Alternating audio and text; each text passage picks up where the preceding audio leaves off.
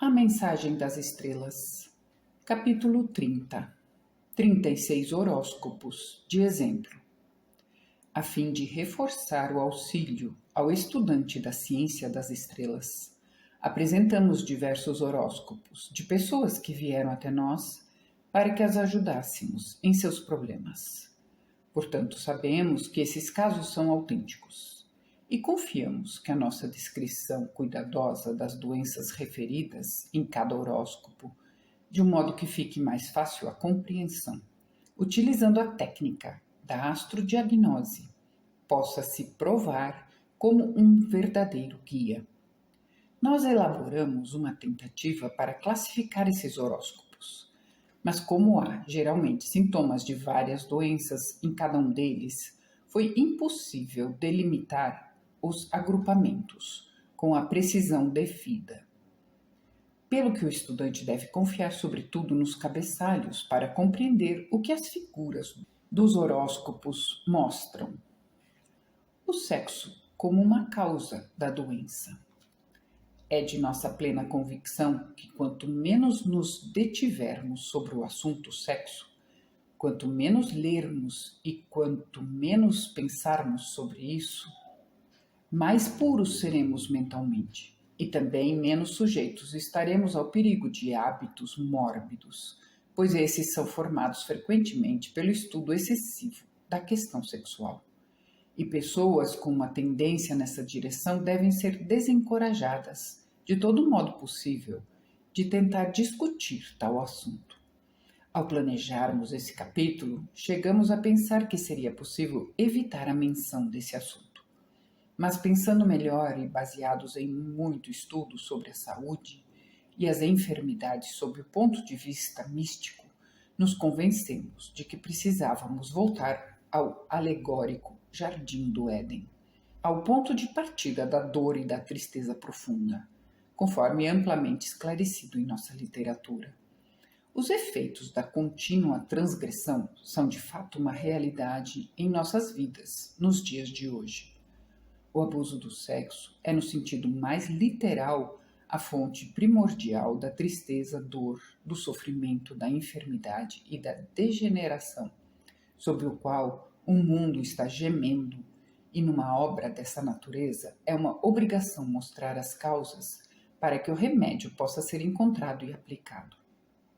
Portanto, tentaremos mostrar as influências pré-natais, reveladas pelo horóscopo, como um aviso aos pais de que o casamento é um sacramento, não uma permissão para se abusar do sexo, e que os pecados dos pais recaem, sem dúvida, sobre os filhos. Ao mesmo tempo, naturalmente, uma criança inocente não nasce com a tendência para uma certa doença. Sua vida anterior a fez passível de uma fraqueza específica, e por essa razão é atraída pela lei de associação à paz, de quem pode obter um corpo sujeito àquela enfermidade específica. Assim, os pais são apenas instrumentos para o cumprimento do destino autogerado da criança. Se compreendêssemos inteiramente esse fato e se pudéssemos ser persuadidos a viver vidas puras e saudáveis, de modo a atrairmos almas de natureza igualmente virtuosa, quão melhor seria para todo mundo. Para salientar bem esse ponto, os autores resolveram pintar o quadro repulsivo da degeneração, de tal modo que o retrato da pureza possa ser, por contraste, o mais atraente. Nesse contexto, primeiramente, nós apresentamos o horóscopo número 1, que é de um menino que em 1912 tinha cerca de 16 anos. A quarta e a 10ª casas, seus regentes e os astros que estão nelas mostram os pais. Um dos pais, o pai ou a mãe, que teve mais influência na vida é mostrado pelas configurações da 10ª casa. E a 4ª casa indica um dos pais, ou o pai ou a mãe, que estava menos ligado ao destino da criança. Nesse horóscopo, Gêmeos está no meio do céu e Mercúrio, seu regente, está em quadratura com a Lua, a partir dos signos cardeais.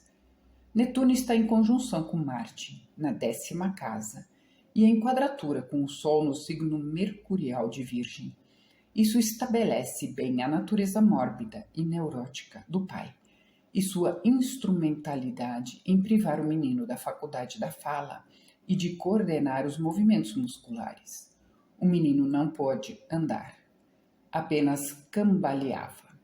A parte da mãe é descrita por Sagitário na quarta casa. Júpiter, o regente, está em Leão, conjunção com a cauda do dragão, o nó ocidental da Lua, que tem uma influência similar à de Saturno.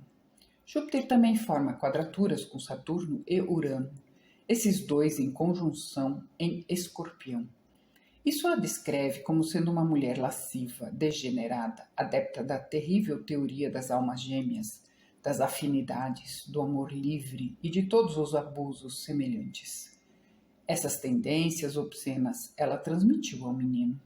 A aflição de Leão afeta o coração e, como Saturno é a incorporação da obstrução, restrição e supressão, nós podemos concluir que a atividade cardíaca é muito fraca. Se a aflição fosse oriunda de Marte, sua energia dinâmica causaria palpitação. Escorpião rege os órgãos sexuais. Urano e Saturno, nesse signo, proporcionam tendência à masturbação. E baseados no conhecido princípio de que a mutilação desse órgão afeta a voz, temos nessa configuração uma razão a mais para explicar a incapacidade de falar do pobre menino. A aflição proveniente dos signos fixos mostra a natureza constitucional do mal profundamente arraigado e que pode resultar de uma concepção ocorrida durante uma orgia de bêbados. O guardião do umbral. O horóscopo número 2 mostra uma das condições psíquicas mais marcantes que já tivemos oportunidade de encontrar.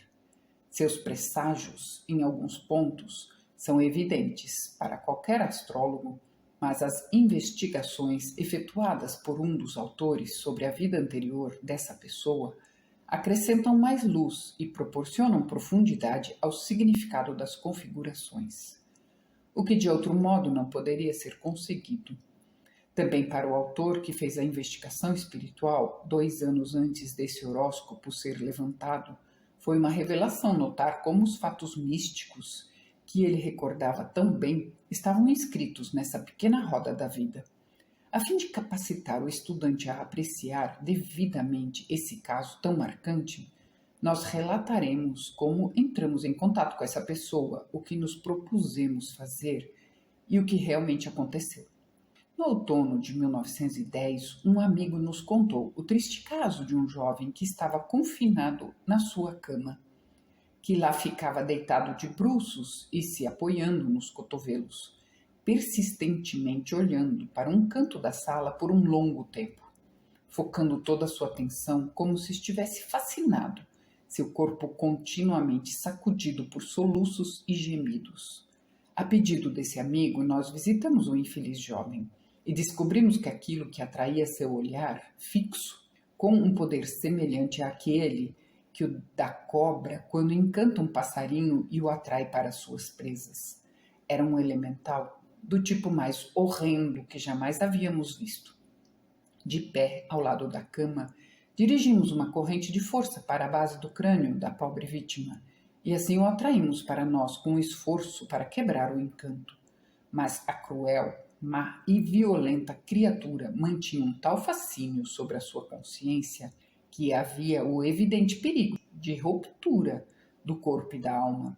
Dessa forma desistimos e, com o destemor nascido da inexperiência, decidimos lutar contra o elemental em seu próprio plano de existência.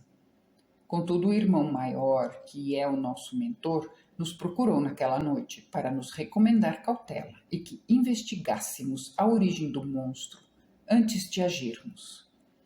Pesquisas na memória da natureza revelaram o fato de que, em sua última vida, o espírito renascido, como esse jovem, foi um iniciado da Companhia de Jesus, um jesuíta, e um fanático do tipo mais ferrenho, cruel e insensível no mais alto grau. Embora perfeitamente impessoal, sem nenhum outro objetivo na vida a não ser promover os interesses de sua sagrada ordem. Sacrificava sem nenhum remorso a saúde, riqueza, reputação ou a vida de outros para que a ordem fosse beneficiada.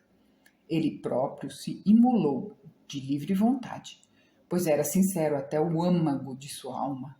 O amor era tão estranho à sua natureza quanto o ódio, mas o sexo era algo intenso e muito difícil de se controlar. Partia sua forte alma aos pedaços, ainda que nunca o tivesse dominado completamente. Ele era muito orgulhoso para demonstrar sua paixão, mesmo para quem pudesse gratificá-la, e assim desenvolveu o vício da masturbação. Não se deve supor que ele se tenha tornado um escravo adjeto daquele vício. Ele, o espírito imortal, lutava contra sua natureza inferior com preces, castigos, jejuns e todos os outros meios concebíveis. Às vezes, achava que havia dominado, porém, quando menos esperava, a besta dentro dele se reanimava e a guerra se travava mais violenta do que nunca.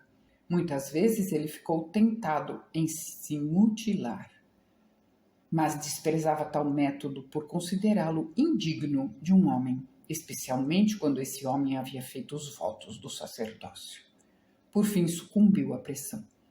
Sua potência e energia físicas e de caráter foram sucedidas, na meia-idade, por uma saúde delicada. Dores constantes aumentavam seu sofrimento mental, e a compaixão foi surgindo do sofrimento. Ele não era mais indiferente às torturas das vítimas do Santo Ofício.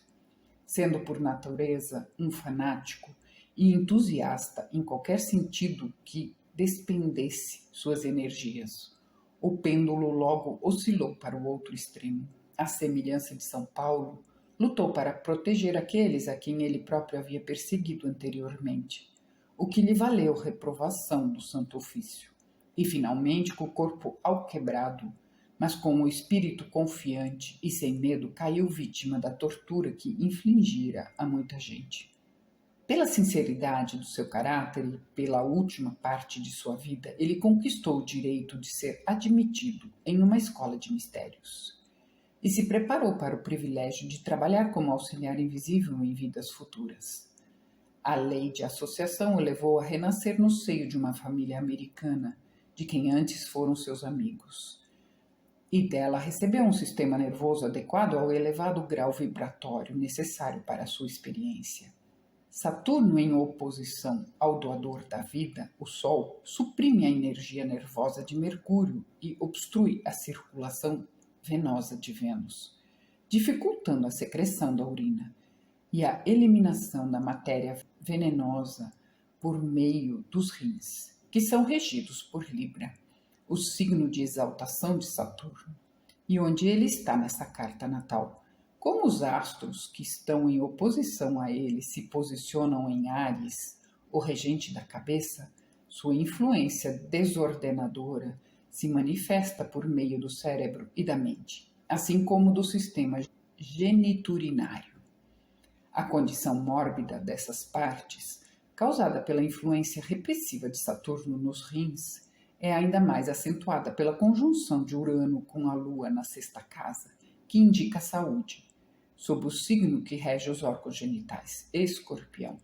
Como o horóscopo mostra as tendências resultantes dos nossos atos em vidas passadas, é evidente que o abuso sexual dessa pessoa o devia trazê-lo a um nascimento sob o raio astral que lhe afetasse a saúde naquele modo particular, pois quando a alma foi dominada por determinado mau hábito, um mau caráter constante em alguma vida, a morte não paga tudo, do mesmo modo que a mudança para outra cidade não paga as dívidas que contraímos na cidade onde vivemos.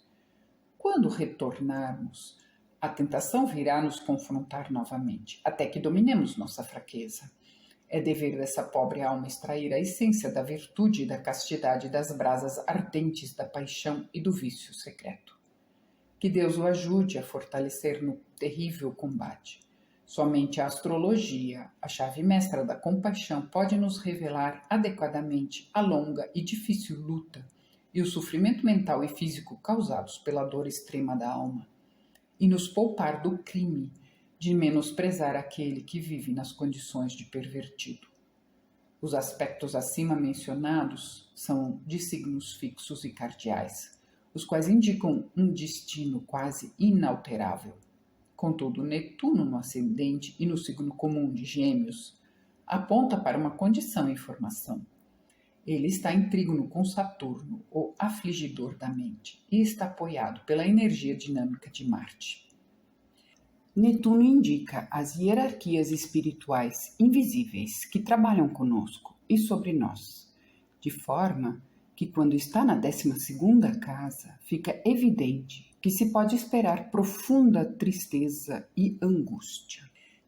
Essa posição torna a pessoa propensa a ser dominada por espíritos de controle, mas o trígono com Saturno e o sextil com o Sol, Vênus e Mercúrio o protegem contra as influências de fontes externas.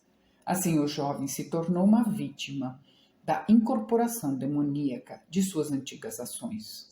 A terrível criatura conhecida pelos místicos como guardião do umbral, pelo qual o neófito deve passar para poder entrar conscientemente nos mundos invisíveis.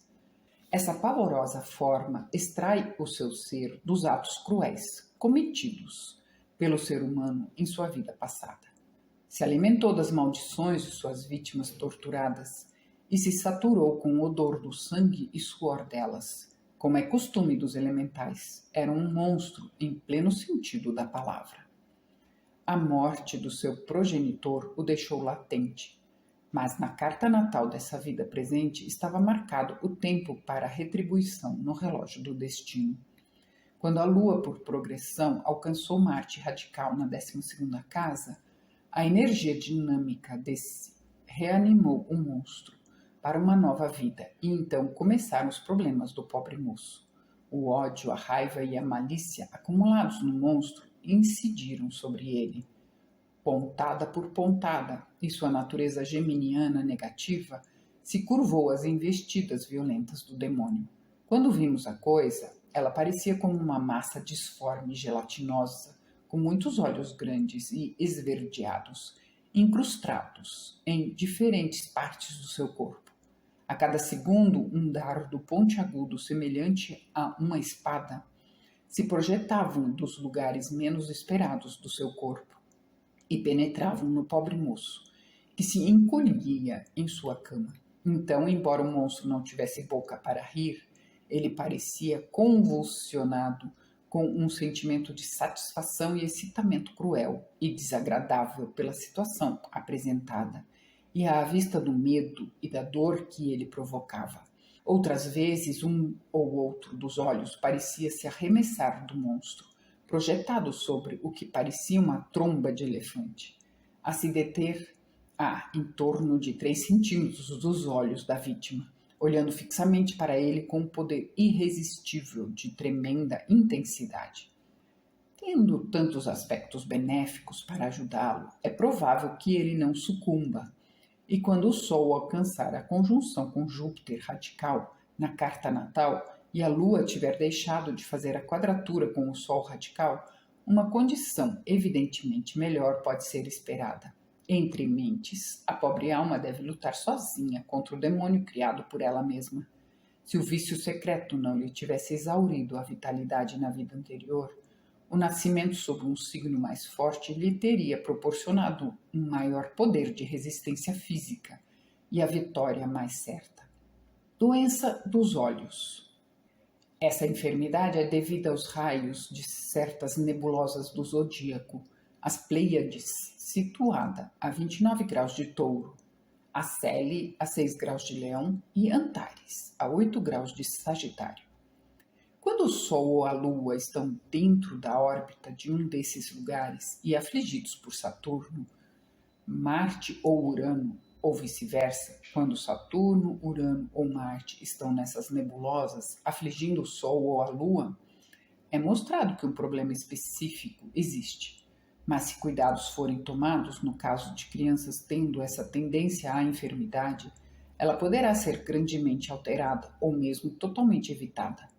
A luz nas salas de aula merece, por princípios gerais, uma melhor atenção, mas quando uma criança já tem um pequeno problema de visão, seus pais devem pedir que a criança fique em lugar apropriado e com uma iluminação adequada. Não devem permitir que a criança leia em um ambiente com iluminação fraca ou na penumbra.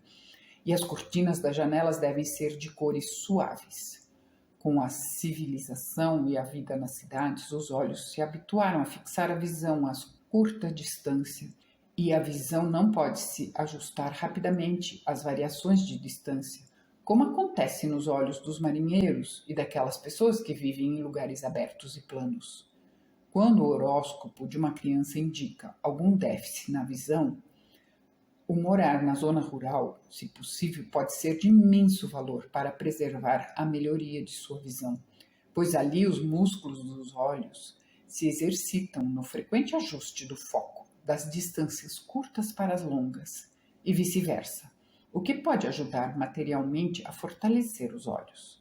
É um fato que muita tensão ocular se deve à congestão do músculo ciliar, o qual ajusta as lentes à distância dos objetos, e do músculo que contrai a íris. Toda vez que esse músculo deixa de agir com rapidez, muita luz penetra na retina, danificando-a. Enquanto os músculos da criança ainda são flexíveis, a vida em ambiente aberto fará maravilhas na correção de tais defeitos.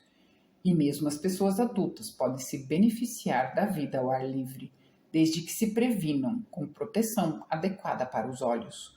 Um cuidadoso tratamento osteopático dos olhos também produz muito bom efeito para a estimulação da circulação e, com isso, proporcionando mais flexibilidade aos músculos. Indicações sutis de visão espiritual. É um fato científico bem conhecido que a sensação depende da capacidade de sentir e de interpretar as vibrações do ar e do éter, de acordo com o sentido envolvido. Os antigos clarividentes conceberam o caduceu de Mercúrio como um símbolo dos seus efeitos, e entre outros segredos espirituais contidos nas formas onduladas das duas serpentes, está também o de que Mercúrio é o originador de todo o movimento vibratório. Daí ele ser o fator primordial da produção das sensações e dos processos mentais que surgem na consciência como um resultado. Um Mercúrio elevado e com aspectos benéficos, portanto, proporciona agudez nos nossos sentidos e uma mente que consegue compreender rapidamente as coisas. Um Mercúrio afligido ou entorpece os sentidos ou torna a pessoa hipersensitiva. Em ambos os casos, é produzido um estado anormal do cérebro e da mente, causando um sofrimento de acordo com a casa, o signo e o tipo de aflição. Mesmo o aspecto benéfico de um assim chamado planeta adverso, embora faça manifestar a virtude daquele planeta, leva também consigo um toque de seu lado mais sombrio, pois até o melhor de nós possui algo na natureza interna que vibra com aquela fase da natureza do planeta. Contudo, além desse modo não tão claro, nem direto e nem simples de adquirir o conhecimento por meio das vibrações do ar e do éter, inaugurado por Mercúrio e interpretado pelos lentos processos do cérebro e da mente, onde espírito e matéria se encontram, há um caminho direto para o conhecimento, simbolizado pelo caduceu, em volta do qual as serpentes se enroscam. Esse é o raio de Netuno, a oitava de Mercúrio, que nos põe em contato com os mundos espirituais. Observem, porém, com atenção que o caduceu e as serpentes não estão separados. O caduceu passa por entre as formas sinuosas das serpentes, e com isso aprendemos que, em nossa atual condição, o conhecimento espiritual depende da relação mente-cérebro para a expressão concreta, e por meio dessa relação mente-cérebro, esse conhecimento espiritual é colorido, de acordo com os aspectos de Netuno. A experiência comprova que o raio astral afligido vindo de certos pontos já mencionados do zodíaco interfere nas vibrações etéricas sentidas pela retina do olho, prejudicando assim a visão física. Se na mesma carta Netuno está focalizado numa dessas posições, o assim chamado mácula lútea, que é cego porque não reage às vibrações etéricas de Mercúrio, mas é sensibilizado pelo raio espiritual de Netuno. E assim pode ser que uma pessoa fisicamente míope, ou mesmo cega, possa ver os mundos espirituais, ocultos para as pessoas cuja visão é focalizada pelas vibrações mercuriais. Os aspectos de Netuno determinam o grau e a natureza da visão espiritual desenvolvida, conforme ilustrado nos vários horóscopos aqui inclusos. Esses horóscopos foram escolhidos para demonstrar outros pontos, mas nos ocorreu que a fase que acabamos de mencionar é digna de nota. Entretanto, é bom advertir os estudantes contra algumas conclusões absurdas. Nós não dissemos que todas as pessoas afligidas por algum problema nos olhos, devido a Antares, Acele ou Pleiades, são dotadas, em contrapartida, com a visão espiritual. A moça no horóscopo número 5 está muito afligida fisicamente, mas Netuno está fora da órbita, pelo que ela não alcança nenhuma visão de seu raio. A visão espiritual também pode não estar desenvolvida em muitas pessoas que possuam um aspecto bem definido, mas nesses casos ela está em processo de abertura gradual e possível, produzindo resultados facilmente por meio de exercícios adequados. Entretanto, onde esse aspecto é uma quadratura ou oposição, é sensato se abster de qualquer tentativa de buscar a iluminação, pois nesses aspectos se espreitam os grandes perigos representados pelos espíritos de controle, elementares, etc., que são amplamente ilustrados no horóscopo número 2, onde a oposição de Netuno a Antares é responsável pela pavorosa visão do guardião do umbral. Ali, a visão física não está prejudicada, mas o horóscopo número 3 mostra que a visão não funciona apropriadamente devido à aflição proveniente de Acele, e no horóscopo número 4, com problemas semelhantes provenientes de Antares. Em o trígono de Netuno produz uma visão voluntária dos mundos suprafísicos, e no outro, seu foco é a quadratura. Daí a visão espiritual alcançada a ser intermitente e não sob controle. Falamos de Mercúrio como o originador de todas as vibrações dos sentidos, auditivas, olfativas, visuais, etc. E de Netuno como sendo sua oitava. Antecipando as perguntas, podemos dizer que nos mundos espirituais a separatividade cessa e as sensações se fundem, de modo que o som e luz, voz e visão são uma só coisa. O raio de Netuno carrega ambas as sensações, mas clarividentes não desenvolvidos, que sofrem de faculdade de modo involuntária, veem ou ouvem como convém às entidades que conseguem acesso a eles por meio do raio de Netuno. O horóscopo número 3 mostra a influência adversa do ponto nebuloso nos graus 6 de Leão a Cele sobre a visão. Esse perigoso grau estava no ascendente no momento do nascimento, com a Lua em conjunção fechada e o Sol também dentro de órbita. Saturno, nos 24 graus de Libra, está bem dentro da órbita da quadratura com o Sol, que está a 0 graus de Leão. E, como resultado dessas várias aflições, a pessoa é obrigada a usar lentes bifocais. Há, porém, uma vantagem compensadora. Netuno elevado e em trígono com Acele, tendo Sol e Lua ascendente dentro da órbita, o dotou de visão espiritual sob seu perfeito controle, conforme pode o estudante ver facilmente examinando Mercúrio, o astro mais forte do horóscopo. Saturno em sextil, a partir do signo de sua exaltação, proporciona firmeza, persistência e concentração. Júpiter em trígono, desde a casa que ele rege, expande a mente, inclinando-a para a religião e para a benevolência. Vênus por sextil acrescenta generosidade e amor ao belo. Assim, é evidente que nesse horóscopo a relação de Mercúrio e sua oitava, Netuno, com a expressão física e espiritual da mente fica bem ilustrada. Netuno está muito elevado e Mercúrio está com aspectos fortes.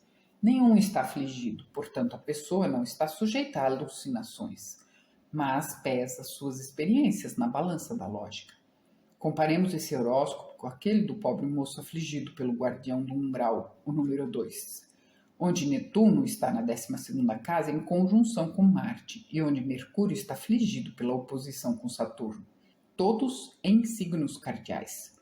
A comparação das duas cartas mostrará alguns pontos importantes.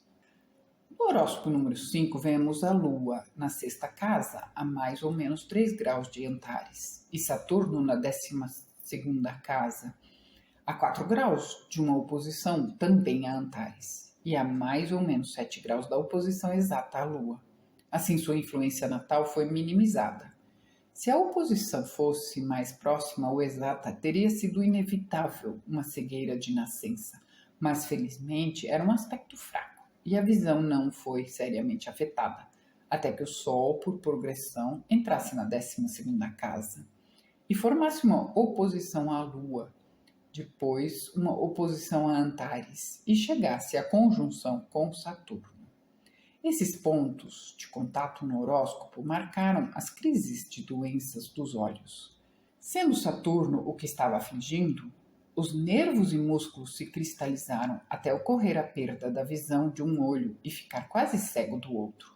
Em novembro de 1912, a Lua progredida alcançou a quadratura com o Sol radical. Essa foi a crise final que vivificou os aspectos acima mencionados.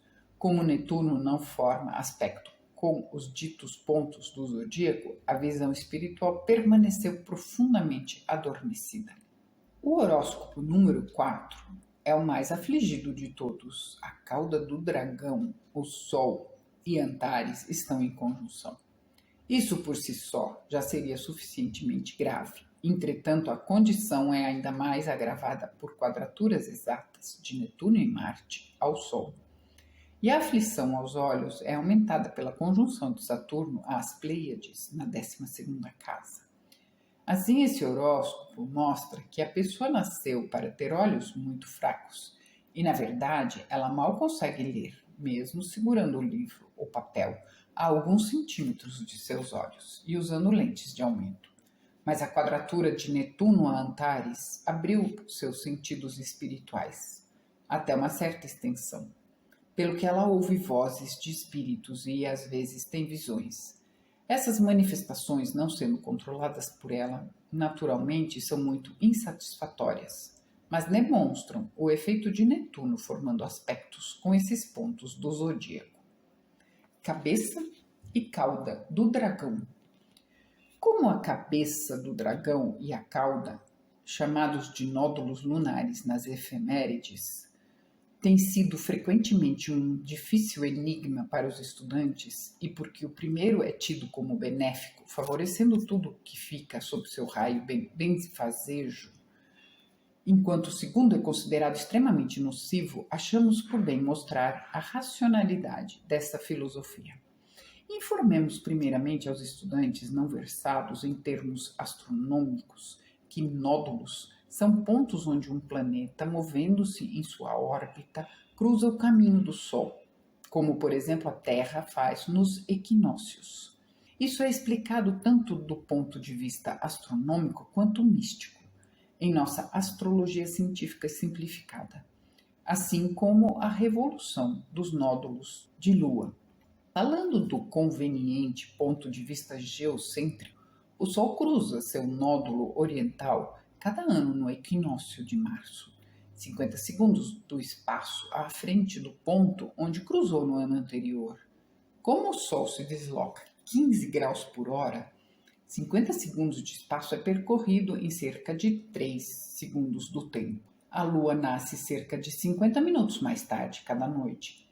Se aplicarmos a mesma medida de 50 minutos de tempo, correspondendo a cerca de 3 minutos de espaço, os nódulos da Lua retrocedem exatamente isso a cada dia. Assim, o Sol se move ao redor do círculo do zodíaco em um ano, mas precisa de 27 mil vezes, 27 mil anos, para completar o círculo precessional de seus nódulos, os pontos equinociais. A veloz lua circunda o zodíaco em 27 dias e seus nódulos executam uma revolução completa em 1000 semanas ou 19 anos. Esses números são aproximados. No caso do Sol, o lugar onde ele cruza o equador terrestre no leste é sempre visto como o primeiro ponto de Áries, não importa em que lugar da constelação ele caia por causa da precessão. Esse procedimento é perfeitamente justificado, porque as qualidades de doador da vida atribuídas ao Sol em Áries são observáveis assim que ele cruza o Equador. Então as sementes germinam, a época do acasalamento começa, e toda a criação parece se mover ligeiramente pelo raio solar para criar e procriar. Daí os astrólogos dizerem que o Sol está exaltado em Áries. E Áries, entendido como os primeiros 30 graus do ponto equinocial, o nódulo oriental do Sol, onde ele cruza o Equador no equinócio de março. Pelo mesmo princípio, o nódulo ocidental do Sol, o ponto onde ele deixa o hemisfério norte, desde os meses de junho, julho e agosto, é chamado de primeiro ponto de Libra, em que Saturno, o planeta da obstrução e supressão, está exaltado. Ele é o ceifeiro com a foice e ele ceifa os frutos do raio solar. Ele reprime a vida e o regozijo. O jubiloso canto das aves são silenciados sob sua presença. E a terra desce ao seu túmulo hibernal sob a influência debilitante dele. Como a lua colhe e reflete a luz solar sobre a terra, essa luz emprestada se assemelha ao raio direto em determinados aspectos, independente do signo onde esteja seu nódulo oriental, chamado de cabeça do dragão. O efeito sobre os assuntos a que esteja ligado pela conjunção é idêntico ao Sol em Áries, que faz a natureza cantar de regozijo. Isso favorece e acelera os assuntos pessoais de uma maneira mais benevolente e lubrifica, por assim dizer, as rodas da vida no departamento em que forma conjunção com um astro. Por outro lado, o nódulo ocidental da Lua, chamado cauda do dragão, corresponde a Libra, que é o signo de exaltação de Saturno. E se esse nódulo está em conjunção com um astro, ele exerce uma influência de repressão e obstrução semelhante em efeito às rajadas geladas do inverno produzidas pela exaltação saturnina. O horóscopo número 6 mostra sua atuação ao quebrar o fêmur, osso da coxa, de uma moça. Sua posição na 12ª casa indica confinamento. A quadratura do Sol a partir do meio do céu é uma aflição natal adicional.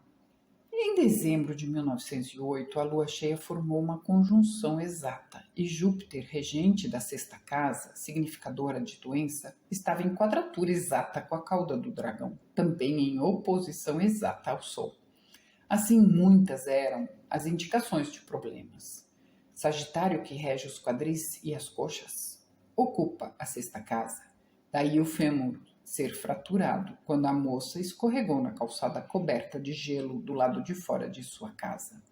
O horóscopo número 4 mostra a cauda do dragão em conjunção com o Sol próximo da estrela fixa Antares, que exerce influência adversa sobre a visão, pelo que a pobre moça, assim afligida, corre grande perigo de ficar cega.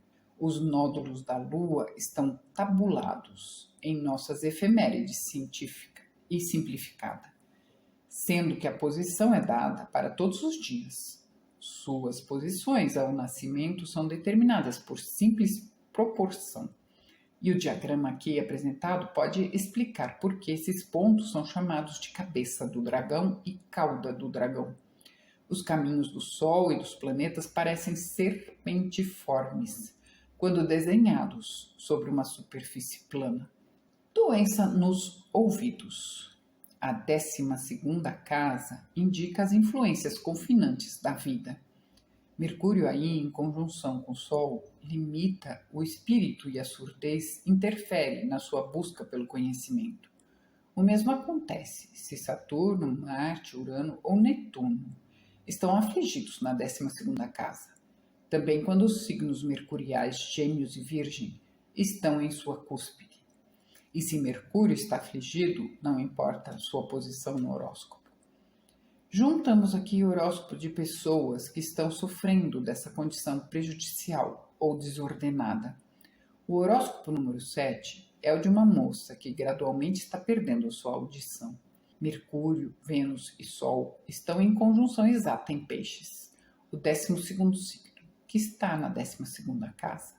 O sangue, a linfa e o invisível fluido vital, chamado de força nervosa pela ciência, são os construtores de nossos corpos. Cada astro, exceto Urano e Netuno, governa uma de suas partes constituintes.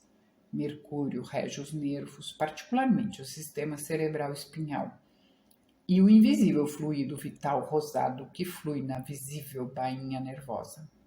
A Lua também rege os nervos de maneira geral, mas governa especialmente as bainhas nervosas do corpo, o sistema simpático e a linfa. Júpiter governa a circulação arterial, Vênus rege o sangue venoso, Marte rege o ferro no sangue. O Sol rege o oxigênio. Saturno governa os depósitos minerais transportados pelo sangue, os quais endurecem as artérias e outras partes do corpo.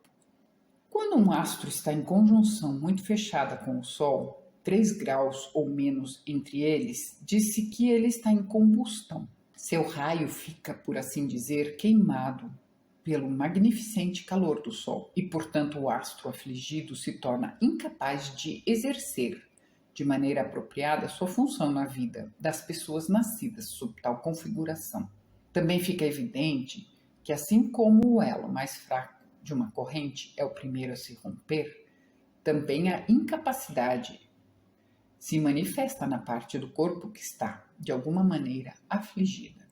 No horóscopo número 7, tanto Vênus quanto Mercúrio estão em combustão na 12ª casa. Podemos, pois, concluir que há uma falta de força nervosa ou fluido vital e que a circulação venosa do ouvido está obstruída. Assim, a congestão é inevitável e a audição se torna cada vez mais deficiente e menos apurada. A osteopatia está excelentemente capacitada para tratar com êxito um caso como esse. Se a configuração fosse em um signo fixo, não nos sentiríamos tão otimistas, mas a flexibilidade é a característica marcante dos signos comuns, de forma que não vemos razão pela qual a cura não possa ser consumada, se houver paciência e perseverança. Como já foi dito, Saturno rege a matéria mineral terrestre, transportada pelo nosso sangue. Dessa massa sólida, formada por aderência, soldadura e junção, são produzidos nos tecidos mais macios, a estrutura óssea. Portanto, o esqueleto também está sob o governo de Saturno. No horóscopo número 8, a deficiência auditiva vem por meio de signos fixos, Leão e Escorpião. Isso torna a cura mais difícil, particularmente porque Saturno é o causador da aflição e lança seu raio adverso sobre Mercúrio, a partir de um ângulo. Em determinada época, a ciência pensava que o tímpano era o único, ou pelo menos o principal fator de audição, mas percebe agora que muito ou quase tudo depende da estrutura óssea. É de natureza de Saturno obstruir, e como Escorpião rege os órgãos de excreção, podemos ver facilmente que essa importante função é prejudicada e que os produtos residuais têm dificuldade em passar pelos rins e pelo cólon. Em consequência, todo o organismo fica obstruído, e como Mercúrio na 12ª casa indica a fraqueza dos ouvidos, é natural que o nervo auditivo sofra um bloqueio e que as partes ósseas do ouvido se tornem mais densas com o passar do tempo. Produtos produzidos pela acidificação do leite ou leitelho, leite de manteiga, têm uma influência particularmente salutar para desobstruir um organismo obstruído. Muitas pessoas são contra o uso de leite em grandes quantidades, pois acham que isso agrava a prisão de ventre. Isso é verdade no início, Mas em pouco tempo o organismo se adapta a essa dieta, a qual será depois considerada extraordinariamente removedora de toxinas de curto prazo, saudável e nutritiva. Verduras e frutas também ajudarão uma pessoa que esteja afligida, como a do horóscopo número 8, a eliminar os resíduos e obter a cura com o tempo. Doença nos órgãos vocais. Entre os assuntos relevantes e apropriados para o completo conhecimento da astrologia estão os efeitos similares de fatores intrinsecamente opostos. Saturno é chamado de adverso e Júpiter é chamado de bondoso. Mas quando o Saturno está bastante fortalecido em um horóscopo, ele produz um efeito extremamente desejável, ao passo que um Júpiter afligido é o próprio inverso do benéfico. Assim, há um lado bom em cada astro, chamado de adverso, e cada astro bondoso tem também uma fase indesejável. Disse que os signos do zodíaco regem certas partes do corpo, mas cada signo também tem domínio subsidiário sobre a parte regida por seu signo oposto. Uma aflição em Gêmeos pode causar bronquite ou debilitar os braços e os ombros, mas pode também causar ciático ou dor no nervo ciático, uma doença de Sagitário. Touro rege a garganta e tem grande afinidade com Escorpião, o signo que rege os órgãos geradores. Daí percebermos a mudança de voz nos meninos à época da puberdade. Também a mulher, quando renuncia ou se afasta inteiramente do caminho da castidade e vive uma vida de extrema indulgência na sensualidade e nos prazeres carnais, adquire uma voz mais rouca e grave. Touro rege a laringe, mas Mercúrio governa o ar, que faz as pregas vocais vibrarem, produzindo o som pelo qual nos comunicamos. Assim, o distúrbio orgânico nas partes do corpo é indicado pela aflição de Touro e Escorpião, mas a deficiência funcional é indicada pela posição de Mercúrio e pelos aspectos que ele faz. Há uma relação semelhante entre Touro, regente dos órgãos vocais, e Mercúrio, regente do ar que passa pela laringe, como a que existe entre o instrumento e o músico. Se Touro e Escorpião não estão afligidos, o órgão vocal tem boa condição. Mas o Mercúrio afligido pode, no entanto, causar uma condição anormal na função da fala. O oposto também pode acontecer, isso é, um Mercúrio bem fortificado anula parcialmente o efeito de uma aflição de Touro. Isso está bem exemplificado no horóscopo número 9. Saturno, Netuno e Sol estão em conjunção em Touro, causando uma afecção na garganta. Mas Mercúrio está em um signo da voz, Gêmeos. Libra e Aquário são os outros signos da voz, e em conjunção com Júpiter. A moça sofre constantemente de problemas na garganta, mas do mesmo modo que um bom músico consegue tirar uma melodia de um instrumento defeituoso, assim também com o auxílio do seu bem aspectado Mercúrio, essa moça é capaz de se expressar melhor do que muitas outras com órgãos vocais sadios. De fato, ela é professora de oratória.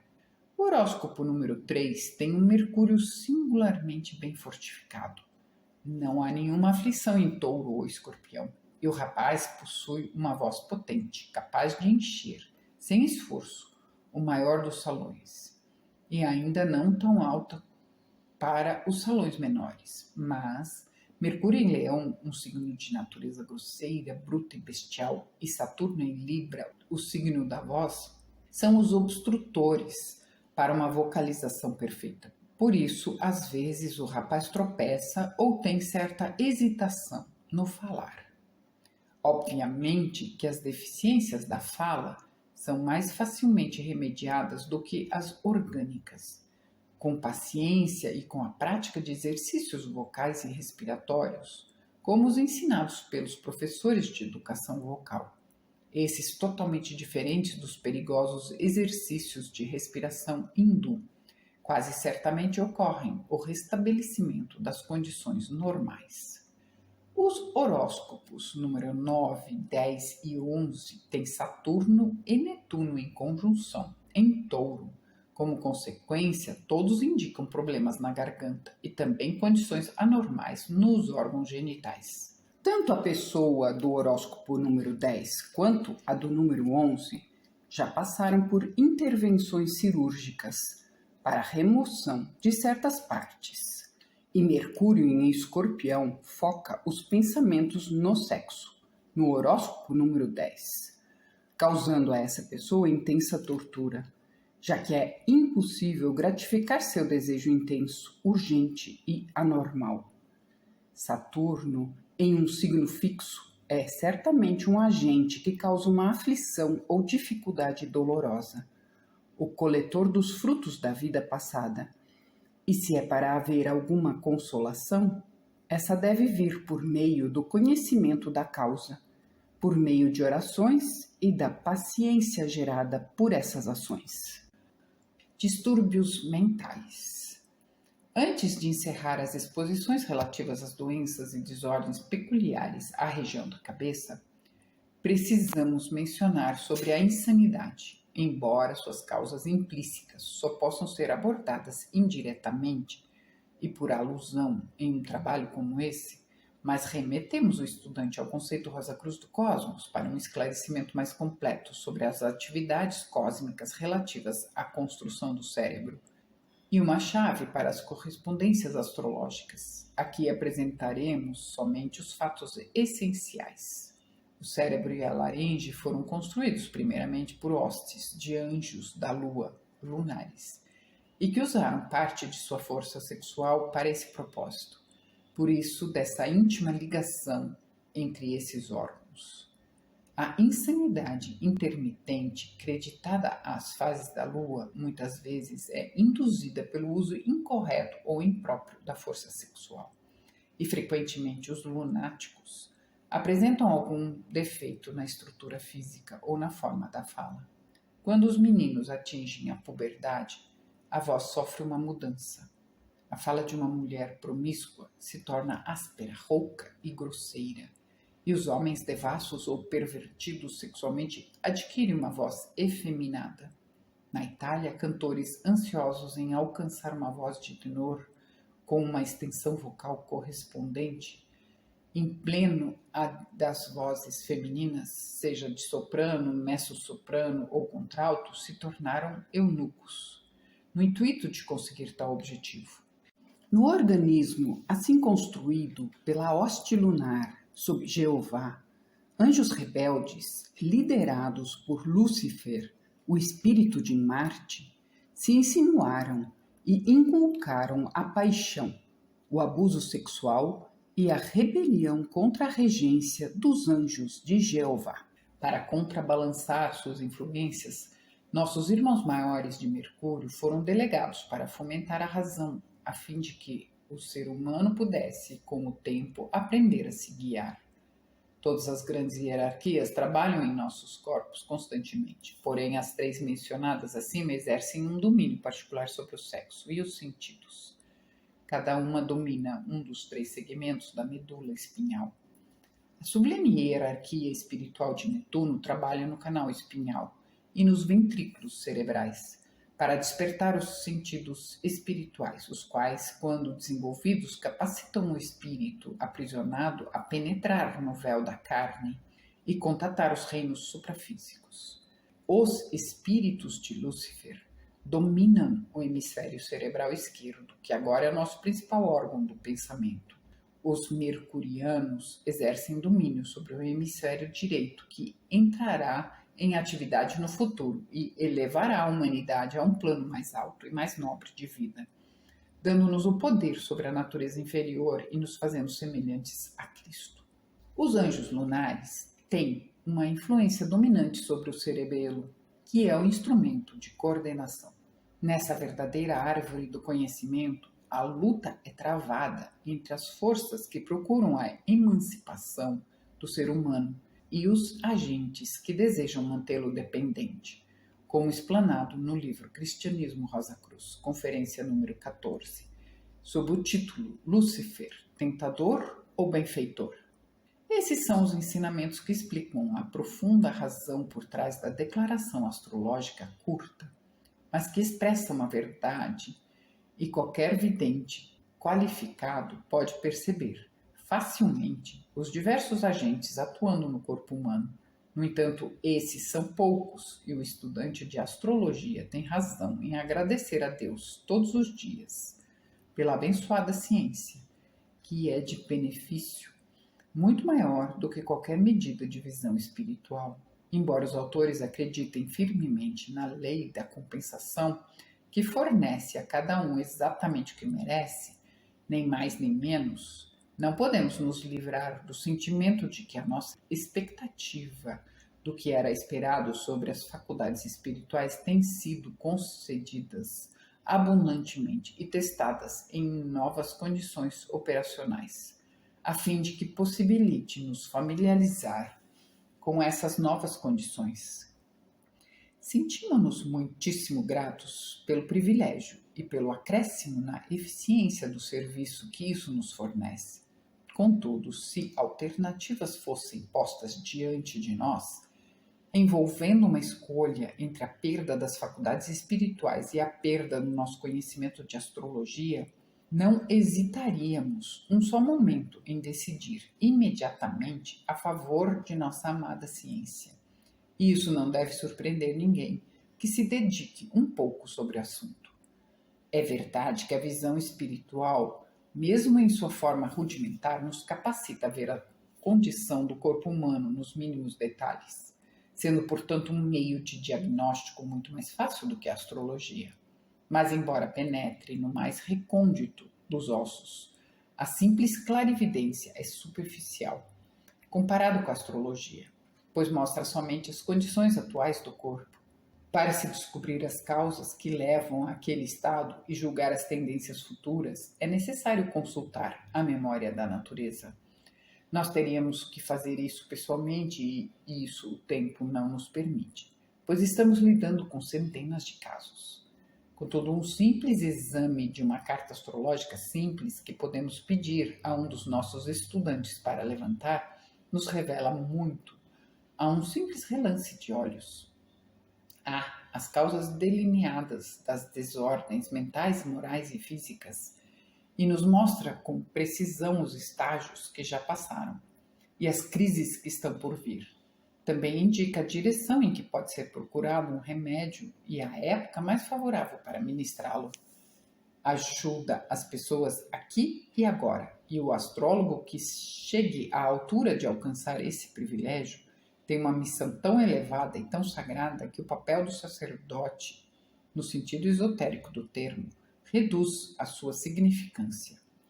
O aspirante a esse grande conhecimento deve relembrar que quando ele olha para um horóscopo, ele está em cima de um solo mais sagrado do que aquele que Moisés estava, quando diante da sarça ardente. Através desse círculo simbólico do infinito, uma alma imortal revela informações e sentimentos privados.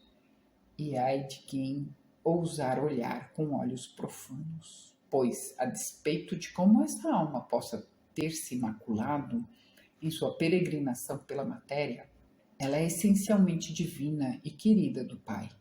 Sim, talvez até mais preciosa do que a do justo, que não precisa de misericórdia e compaixão. Desviamo-nos um pouco do assunto, mas não temos de nos desculpar por isso, já que pregamos a astrologia como uma religião e sentimos a necessidade de enfatizar essa parte do assunto em todas as oportunidades, desde que de algum modo possamos inculcar nos outros a reverência que nós mesmos sentimos por essa ciência divina.